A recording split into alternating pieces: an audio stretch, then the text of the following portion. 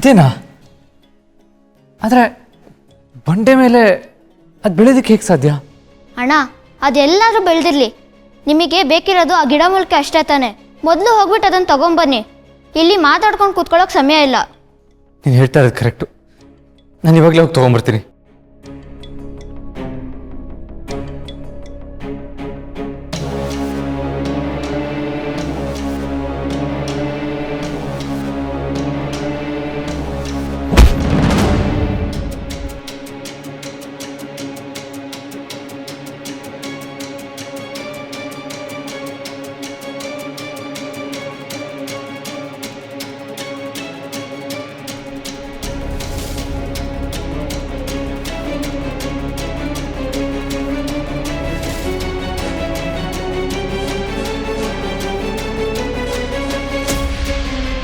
ಅಪರಿಮಿತವಾದ ಶಕ್ತಿ ನಿನ್ನೊಳಗೆ ಅರಿವಿಲ್ಲದಂತೆಯೇ ಅಡಗಿದೆ.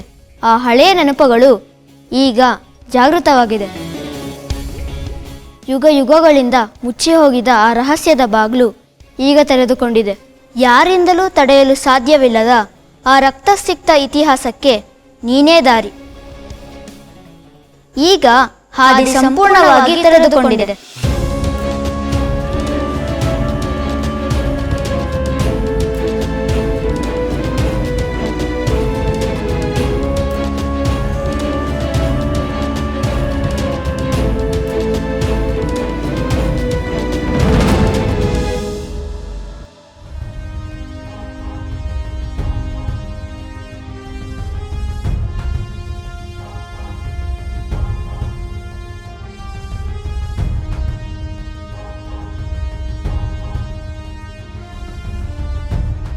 ನಿಧಾನ ಮಗಳೇ, ನಿಧಾನ, ಹುಷಾರು.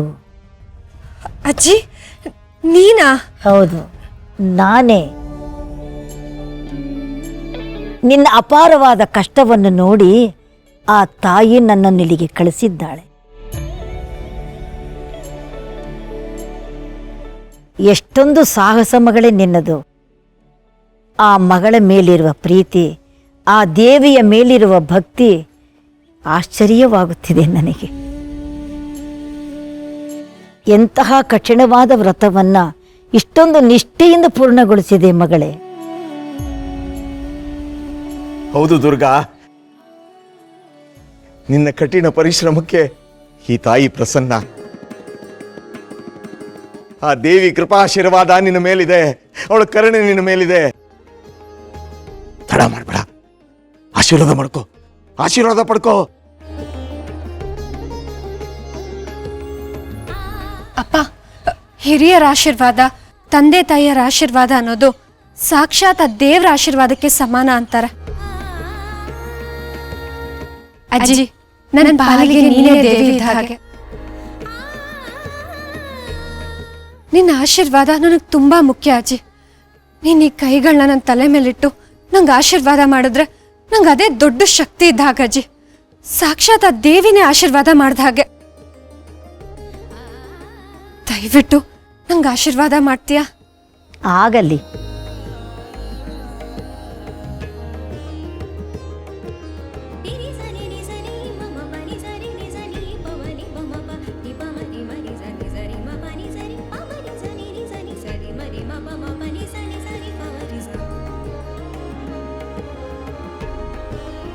ಇಷ್ಟಾರ್ಥ ಸಿದ್ಧಿರಸ್ತು.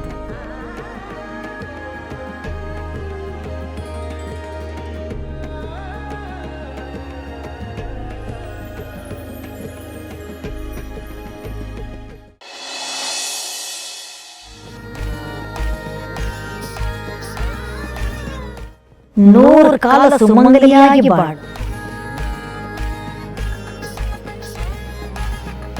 ಅಜ್ಜಿ, ನೀನು ಆಶೀರ್ವಾದ ಮಾಡ್ತಿದ್ಯಾ ಅಂದಮೇಲೆ ನಾನು ಖಂಡಿತವಾಗ್ಲೂ ಸುಮಂಗ್ಲಿಯಾಗಿರ್ತೀನಿ.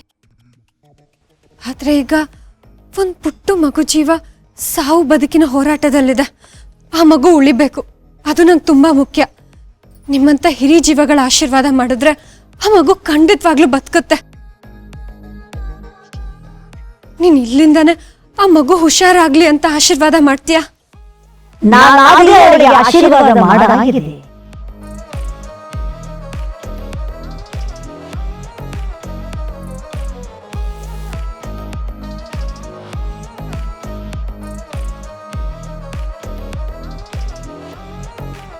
ಈ ಪ್ರಸಾದವನ್ನು ತಗೋ, ಒಳ್ಳೆಯದಾಗಲಿ.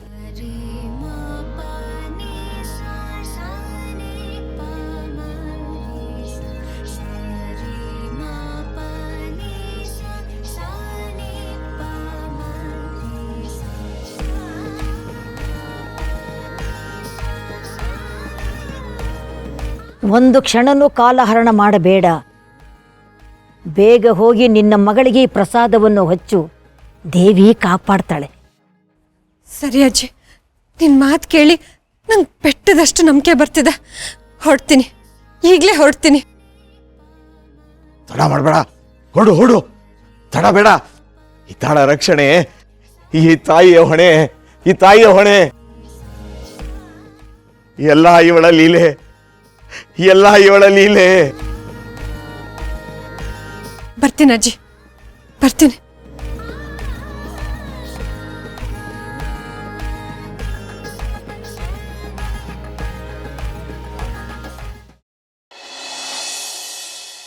ಅಮ್ಮ, ಅಮ್ಮ, ಜಗನ್ಮಾತೆ ದುರ್ಗೆ, ನಿನ್ನ ದರ್ಶನದಿಂದ ನಾನು ಪುನೀತ ತಾಯೇ, ಪುನೀತ. ಅಮ್ಮ, ದುರ್ಗಾ ಮೇಲೆ ಕ್ಷಮೆ ಇರಲಿ ತಾಯೇ. ಅವಳ ಕೋಪ ಇನ್ನೂ ತಣದಿಲ್ಲ. ಆದ್ರೆ ನಿನ್ನ ಮೇಲೆ ಬೆಟ್ಟದಷ್ಟು ಪ್ರೀತಿ ಭಕ್ತಿ ತೋರೋಕೆ ಹಿಂಜರಿಕೆ ಅಷ್ಟೇ. ಅವಳನ್ನ ಕ್ಷಮಿಸು ತಾಯೇ, ಕ್ಷಮಿಸು. ಶಂಭು, ನೀನು ಯಾಕಪ್ಪ ಕ್ಷಮೆ ಕೇಳ್ತೀಯ? ದುರ್ಗಾಳನ್ನ ನೋಡ್ತಾ ಇರೋದು ನಾನು ಇದೇ ಮೊದಲ. ಅವಳ ಸ್ವಭಾವ ನನಗೆ ಚೆನ್ನಾಗಿ ಗೊತ್ತಲ್ವಾ? ದುರ್ಗಾ ನನ್ನನ್ನು ಉಪೇಕ್ಷೆ ಮಾಡ್ತಾ ಇರೋದು ಕೇವಲ ತೋರಿಕೆಗಷ್ಟೇ. ಅವಳ ಮನಸ್ಸಿನಲ್ಲಿ ನನ್ನ ಬಗ್ಗೆ ಭಕ್ತಿ, ಪ್ರೀತಿ, ನಂಬಿಕೆ ಎಲ್ಲವೂ ಇದೆ ಅಂತ ನನಗೆ ಗೊತ್ತು. ಅವಳು ನನ್ನ ಪ್ರೀತಿಯ ಮಗಳು. ಮಕ್ಕಳು ತಪ್ಪು ಮಾಡದೆ ಇನ್ಯಾರು ಮಾಡ್ತಾರೆ ಹೇಳು? ಅವಳ ಮುದ್ದಾದ ತಪ್ಪಿಗೆ ನನ್ನ ಬಳಿ ಯಾವಾಗಲೂ ಕ್ಷಮೆ ಇದ್ದೇ ಇರುತ್ತದೆ. ನೀನ್ ಚಿಂತೆ ಮಾಡಬೇಡ, ದುರ್ಗಾ ಎಲ್ಲವನ್ನೂ ನಿಭಾಯಿಸ್ತಾಳೆ. ಆ ಶಕ್ತಿ ಅವಳಲ್ಲಿದೆ. ವಿಧಿಯನ್ನೇ ಗೆಲ್ಲುವಂಥ ತಾಕತ್ತು ಅವಳಿಗೆ ಸಿದ್ಧಿಸಿದೆ. ಅವಳಿಗೆ ಧೈರ್ಯವೇ ಅವಳಿಗೆ ಕಾವಲು. ಸದಾ ನನ್ನ ಆಶೀರ್ವಾದ ಅವಳ ಮೇಲಿರುತ್ತೆ. ಧನ್ಯೋಸ್ಮಿ ತಾಯೇ, ಧನ್ಯೋಸ್ಮಿ, ಧನ್ಯೋಸ್ಮಿ.